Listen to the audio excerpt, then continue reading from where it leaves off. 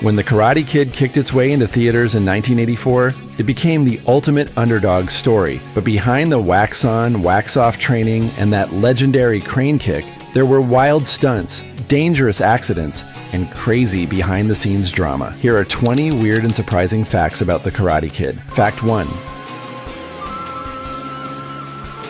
Daniel LaRusso's crane kick, the move that wins him the All-Valley tournament, is one of the most iconic moments in cinema, but it almost never happened. Ralph Macchio had to hold the crane stance balancing on one leg with his arms extended for several long, grueling seconds, while William Zabka timed every subtle reaction perfectly.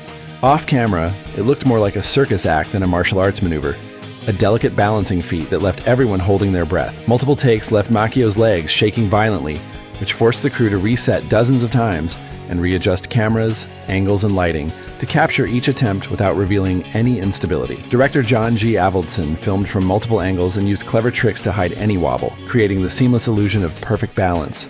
No wires, no CGI, just raw human effort, skill, and perseverance. Macchio later admitted he was terrified during every take, knowing that one slip could ruin the climactic moment and undermine the tournament's suspense. The crane kick quickly became more than a stunt. It symbolized discipline, focus, and triumph, and it resonated instantly with audiences. Kids tried to imitate it at home. Martial arts schools referenced it as a teaching moment, and decades later, it remains a universal icon of victory and cinematic excellence. What began as a physically demanding, nerve-wracking stunt ultimately became a cultural phenomenon, showing how one perfectly executed move, meticulously rehearsed, sweat-soaked, and nerve-tested, can echo through pop culture and inspire generations while cementing a place in movie history forever. Fact 2. William Zabka, who played Johnny, wasn't just a teen villain in a bright Letterman jacket. He was a method actor devoted to making audiences hate him. To prepare, Zabka avoided socializing with Ralph Macchio off-set and walked through the studio like a real bully would, glaring at extras and practicing his intimidating strut. He studied high school social hierarchies, athletic aggression, and the psychology of teen bullies to make Johnny believable. In rehearsals, Zabka improvised many of his confrontational gestures, from shoving Daniel to mock-threatening moves that weren't scripted. Director John G. Avildsen was concerned at first that Zabka might go too far, but he eventually let him run with it because Macchio could hold his own, and their chemistry worked flawlessly on screen. The result was a villain who felt both cartoonish and frightening, the kind of antagonist audiences love to hate. Zabka's commitment extended to physicality, too. He performed many stunts himself, including the alleyway fight moves, and practiced kicks and blocks until they looked effortless. In interviews years later, Zabka joked that playing the villain taught him empathy. I realized why bullies act out. They just want attention. His dedication made Johnny a believable threat, and it raised the tension in every training montage, which made the crane kick land as a cathartic moment. The combination of method acting and physical skill turned a typical high school bully into an enduring cinematic icon. Fact 3. Come ask leave boy alone. Pat Morita, who played Mr. Miyagi, didn't speak English fluently when he was cast, and that became part of the character's charm and lasting appeal. Morita first auditioned using his natural voice, but the producers felt it sounded too Americanized for the wise Okinawan mentor they wanted.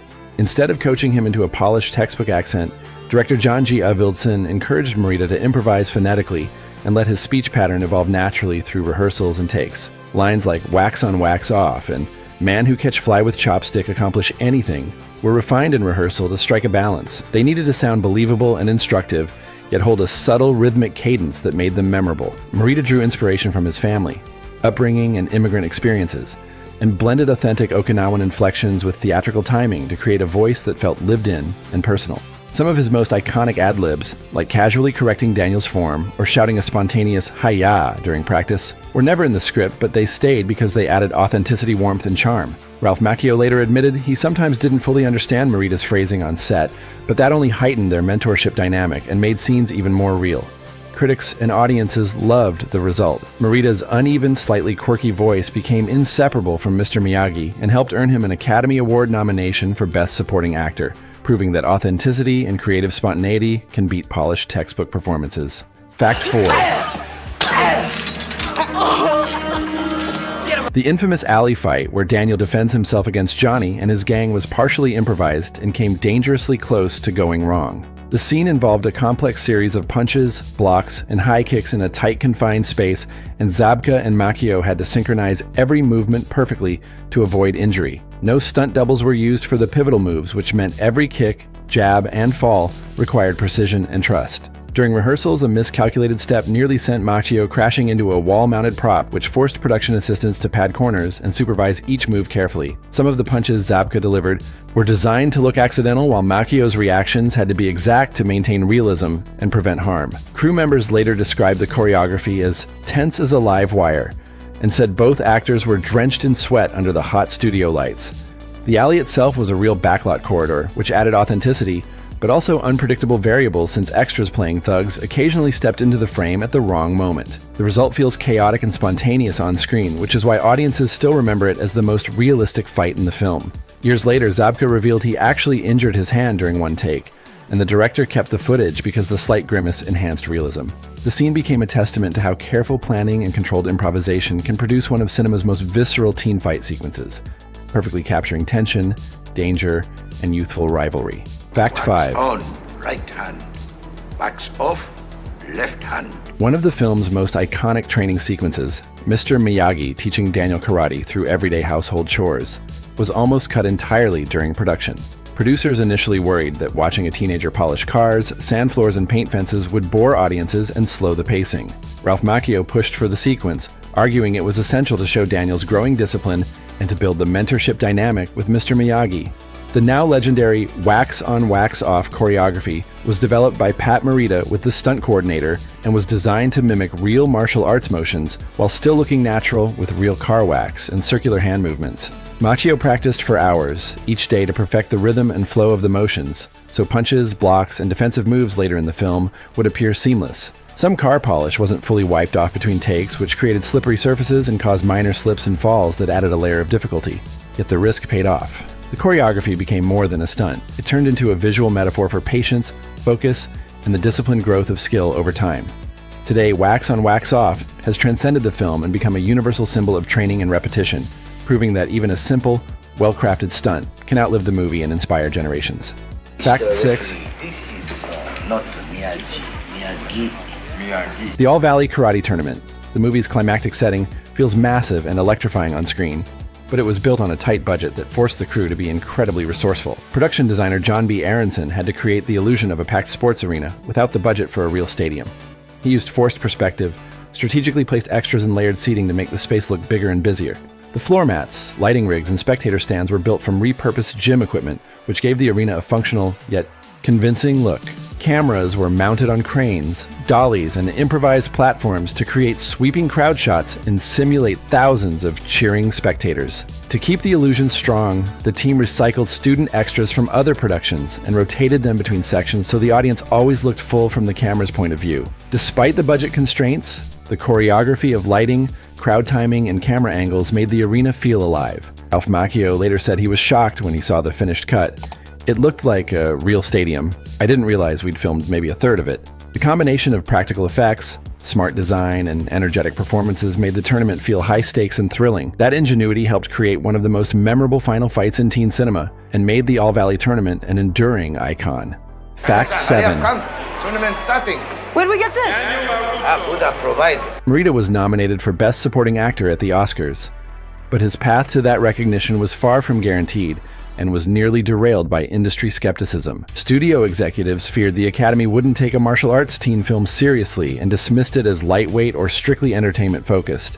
Morita, who had spent decades performing in comedy and minor roles, championed his own case and argued that his portrayal of Mr. Miyagi went beyond slapstick or gimmickry. He emphasized the subtle wisdom, emotional depth, and precise timing he brought to every scene, showing a performance full of nuance and humanity. Early critics praised the mentorship dynamic and highlighted Morita's improvisation and the way he balanced humor with gravitas, creating a character who felt instructive and endearing. His unique phrasing, accent, and unconventional gestures, whether correcting Daniel's form or offering cryptic advice, made Mr. Miyagi feel authentic and deeply lovable. When the Oscars nomination was announced, it surprised many insiders who doubted that a teen martial arts movie could produce an award-worthy performance. Morita's recognition proved that charm, authenticity, and a committed approach to character development can transcend genre expectations and industry bias. His performance remains iconic today and shows that dedication and sincerity in acting can elevate a seemingly niche role into a universally celebrated achievement that continues to shape martial arts cinema and popular culture. Fact 8. Ralph Macchio's physical performance in The Karate Kid wasn't without mishap, as the demanding training and fight scenes put heavy strain on his body. During filming, he sustained several injuries, including a strained shoulder and bruised ribs, while executing high kicks, rolls, and defensive maneuvers. Even the crane kick practice left his leg muscles sore for days, which required careful stretching and recovery between takes. During the All-Valley tournament scenes, the repeated strikes, falls, and rolls built up fatigue and made each new take more challenging. Macchio refused stunt doubles for most key moments because he wanted the choreography to look real and wanted his performance to show genuine struggle and skill. In one tense take, he misjudged William Zabka's timing and nearly fell onto the hard gym floor, but clever camera angles and editing hid the near mishap and preserved the illusion of smooth execution. The sweat, bruises, and visible strain added realism and made every punch and block feel hard-earned. Macchio later joked that he earned every bruise on screen and acknowledged the physical cost of authenticity. He credited much of his stamina to Mr. Miyagi's training exercises, which prepared him for the demands of the fight scenes and reinforced the film's themes of discipline, perseverance, and mastery. These physical sacrifices helped make the movie's martial arts action feel genuine and contributed to its lasting influence. Fact 9. Why don't you take your little Cobra Kais and get out of here? Oh, right? Yeah, right, and that's gonna solve everything. The name Cobra Kai has become synonymous with villainous martial arts dojos in pop culture, but its creation nearly led to legal trouble during production. At first, the production team didn't fully clear the name, and a real California martial arts studio threatened to file a lawsuit over possible trademark infringement. Producers acted quickly and researched whether any existing business used the exact name commercially. Once they confirmed no formal trademarks conflicted, they were able to keep the name, but the threat of legal action influenced marketing and added unexpected stress to the production. Ironically, the fictional dojo became so iconic that decades later, real martial arts schools adopted the name Cobra Kai after being inspired by the film and its cultural impact. Some students even chose dojo specifically because they wanted to emulate the style and attitude of the fictional antagonists. It's a full circle moment. A name created for a teen martial arts movie ended up influencing real-world dojo culture, branding, and training philosophies. The phenomenon shows how pop culture can shape reality in surprising ways. What began as a fictional moniker for a cinematic villain became part of real martial arts identity and proved that powerful storytelling can have a lasting impact far beyond the screen. Fact 10. Originally, the filmmakers considered a far more violent and gritty ending for The Karate Kid, one that leaned closer to a darker Stephen King-style narrative where Daniel might suffer a major loss, sustain a serious injury, or barely escape devastation during the All-Valley tournament. The intention was to emphasize realism, high stakes, and the harsh consequences of competition, aligning with a more hard-edged approach to the story. But early test screenings made it clear that audiences wanted something different. They wanted a satisfying, uplifting payoff where the underdog beat the odds. In response, the filmmakers rewrote the ending and allowed Daniel to win with the iconic crane kick, a move that was painstakingly rehearsed and symbolized discipline, focus, and perseverance. This shift shaped the film's legacy and transformed it from a tense sports drama into a hopeful, feel-good story that resonated with viewers of all ages. John G. Avildsen later said, "The victory wasn't just a win for Daniel, it was a win for every kid rooting for the little guy." By embracing the audience's desire for triumph and emotional closure, the film reinforced timeless themes of mentorship, growth, and resilience.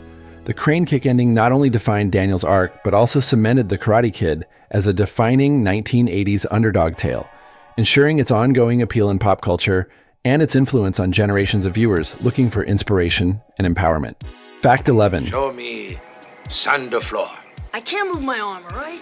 While the wax-on, wax-off scenes look effortless on screen, Ralph Macchio endured intense physical strain during filming. Each motion was repeated dozens of times to satisfy camera angles, lighting, and continuity. Polishing cars, sanding floors, and painting fences might seem simple, but every circular movement trained precise hand positions for martial arts blocks and strikes. Macchio described some days as a full-body workout in a sauna. Studio lights raised the heat even more, and the synthetic wax made grips slippery, which caused several near falls. Pat Morita insisted on perfect technique for every take and often redid sequences to make sure the moves looked real. The repetition built Macchio's stamina and contributed to the authenticity of his later fight scenes. Crew members joked that watching him train was like attending a personal karate boot camp. These scenes blended cinematic drama with real physical exertion. Audiences loved the choreography, but few realized how much sweat, sore shoulders, and aching wrists went into it. By the time the All-Valley tournament was filmed, Macchio had developed genuine muscle memory from these demanding drills. The discipline required both physically and mentally made Daniel's climactic victories believable. Sequences were more than storytelling. They became method acting in motion, with every wax-on, wax-off movement acting as real preparation for on-screen heroism. Fact at 12.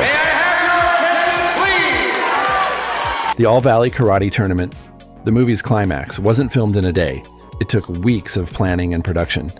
Filming required dozens of camera angles, stunt coordinators, and extras to create a convincing crowd. Production designers built multiple sets that allowed quick scene changes while keeping the illusion of one continuous event. For crowd shots, extras rotated in shifts while off-camera volunteers handled cheering cues and scoreboard timing. Director John G. Avildsen oversaw the pacing carefully to maintain tension, and rehearsals were often as demanding as the fights themselves. Ralph Macchio and William Zabka performed many full-contact rehearsals so punches and kicks would look convincing without causing injury. Even referees and background students were choreographed to seem spontaneous, adding realism to every frame. Lighting posed another challenge since the crew needed bright, even illumination for action scenes while keeping shadows consistent for close-ups. Smoke effects were added for dramatic flair, but heavy haze sometimes caused coughing fits for the actors. Despite these obstacles, the extended schedule allowed the team to craft a believable high-stakes spectacle. The result is a tense, immersive arena where audiences feel the pressure, sweat, and emotion of every round. Without that level of detail, the film's climactic fights would never have achieved their iconic impact. Fact 13. The legendary alleyway confrontation between Daniel and Johnny's gang and the Karate Kid is celebrated for its fluid choreography, tense energy, and near-perfect timing, yet it was filmed almost entirely practically with no CGI or digital enhancements.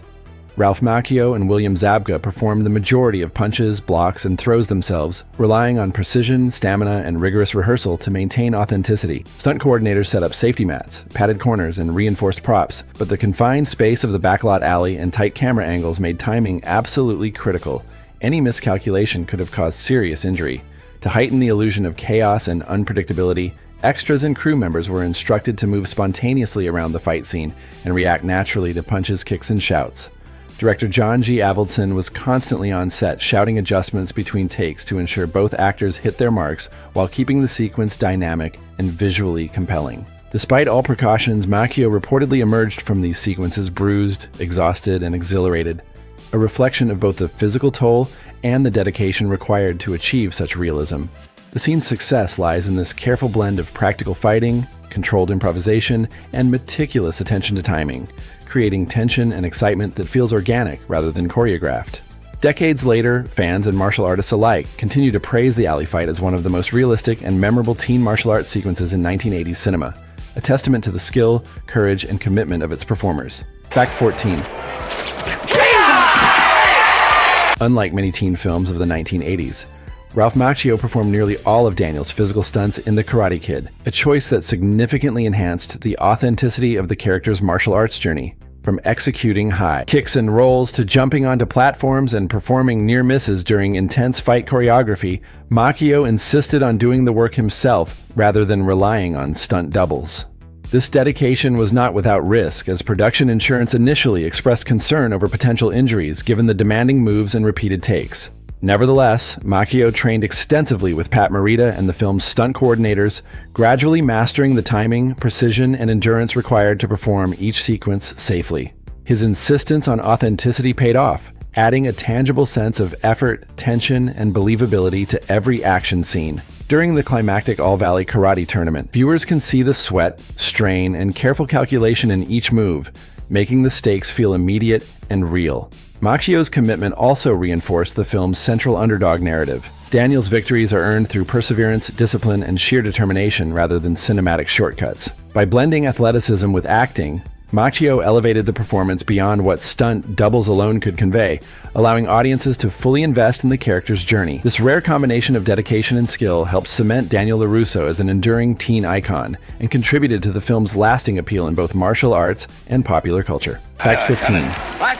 Oh, he says you're very kind. Well, Thank you. Initially, studios were highly skeptical about casting Pat Morita as Mr. Miyagi in The Karate Kid. Studio executives and producers debated whether audiences would accept a mentor who was both quirky and capable of delivering comedic timing alongside emotional depth. Initial preference leaned toward older, more traditionally serious actors who could convey gravitas without humor. Morita's extensive background in television comedy fueled additional doubts as decision-makers worried that his performance might lean too far into slapstick or undermine the film's dramatic stakes. Despite these concerns, director John G. Avildsen championed Morita, recognizing the warmth, presence, and subtle martial arts expertise he brought to the role. Morita's approach was unconventional.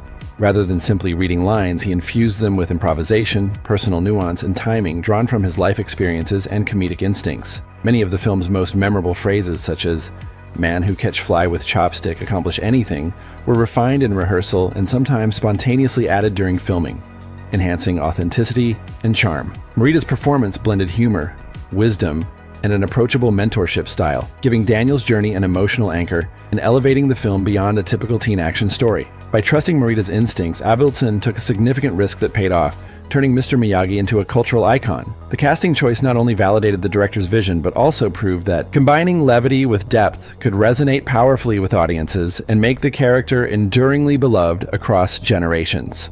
Fact 16. On, wax off. Although the wax-on, wax-off sequence in The Karate Kid looks deceptively simple, the filming process was surprisingly physically demanding for Ralph Macchio. He had to execute the circular hand motions repeatedly with a real coat of car wax, which led to hand strain, wrist soreness, and even minor blisters over the course of long shooting days. Each take required meticulous attention to form, as any sloppy motion would disrupt the rhythm and continuity of the scene. Pat Morita portraying Mr. Miyagi pushed Macchio relentlessly, emphasizing not only the visual precision of the movements, but also the development of true muscle memory that would carry over into the fight sequences later in the film. The intense studio lights added another layer of difficulty as the combination of heat, sweat, and repetitive motion quickly exhausted the young actor.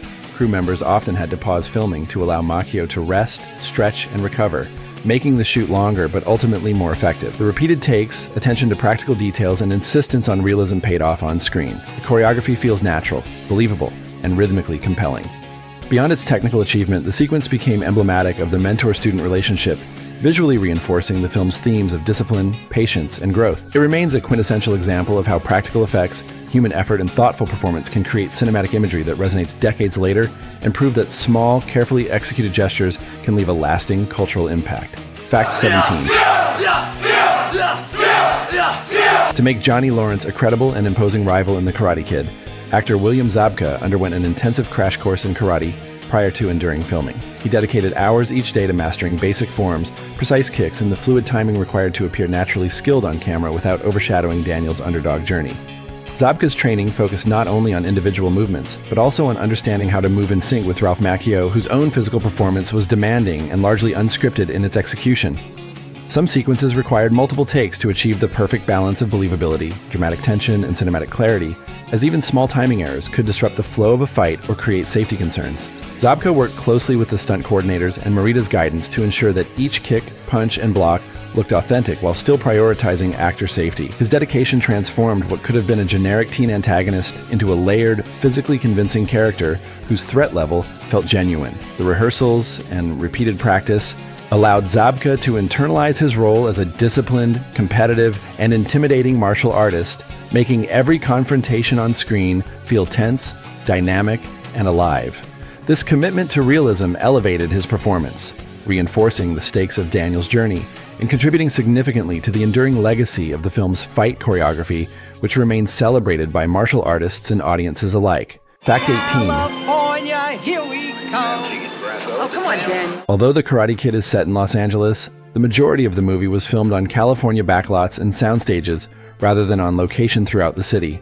Key settings including the All-Valley Karate Tournament Arena, the alleyways where Daniel faces Johnny and his gang, and Daniel's modest apartment were all carefully constructed to replicate realistic environments while giving filmmakers full control over lighting, camera angles, and actor movement.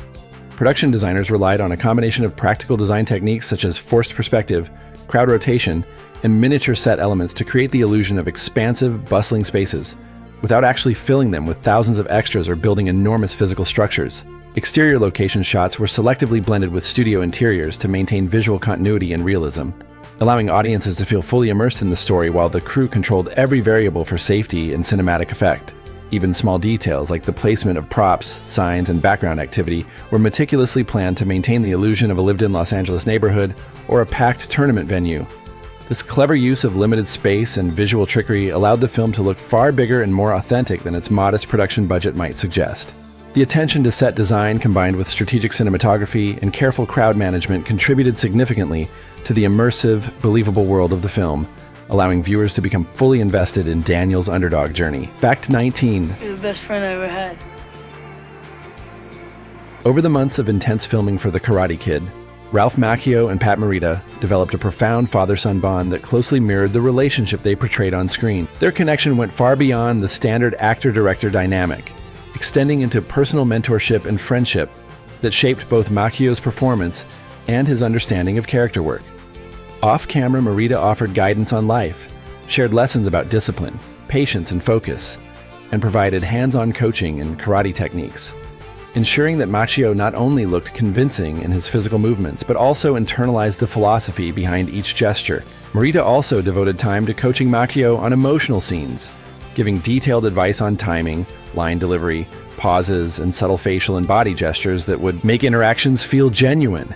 He often demonstrated how small shifts in expression or tone could convey vulnerability, authority, or humor, helping Macchio build the layered performance that audiences respond to so strongly. Macchio has repeatedly credited this real-life mentorship as a key factor in his on-screen confidence, saying that the rapport allowed him to fully immerse himself in Daniel's journey without self-consciousness. The authenticity of their off-screen relationship is palpable in every moment they share on camera, from quiet lessons in the garage to tense tournament confrontations, elevating the film's emotional core. It is a rare example of life-informing art where real connection directly enhances storytelling and creates a cinematic father-son dynamic that resonates decades later. Fact 20. What was that you doing on those stumps over there?